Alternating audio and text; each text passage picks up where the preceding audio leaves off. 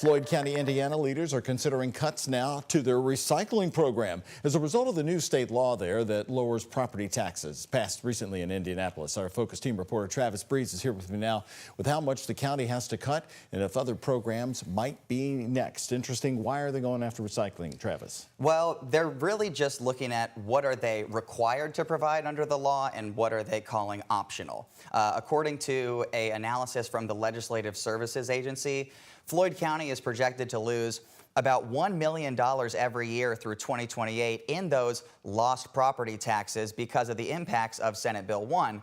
The Solid Waste District is officially the first department to be notified that it might have its budget cut, but there's likely going to be others as well. The people who love to recycle love to recycle. If it sounds like cans, it's all cans. This is the weekly Wednesday drop-off at the Galena Public Library, which often has a line of cars. The benefits are, again, we're keeping it out of the landfills.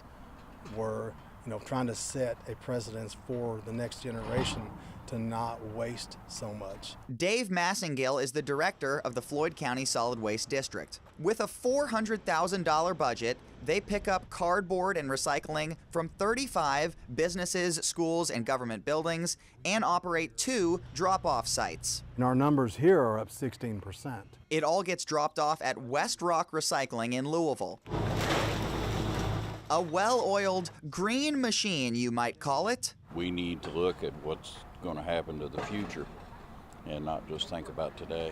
But a different future and a different green are causing some worry. The financial future. I think every service is going to be impacted in some degree, but some obviously more than others. Commissioner Jason Sharp is talking about the impacts of Senate Bill 1, which is now state law. Most homesteads are getting a 10% or $300 tax credit, which in Floyd County means $1 million less for the county government every year.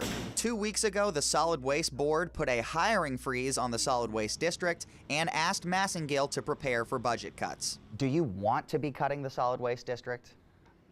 I really don't. I think there's different ways that we could provide this service for a cheaper price. That puts him and his 13 employees, nearly all part-time, in limbo. If you did have to cut something, what would it be? It's a thought that runs through my mind. I really don't want to say right now. I mean, there's not a whole lot to cut here. Massengill will try to keep this green operation going while he's told to prioritize the other green, money.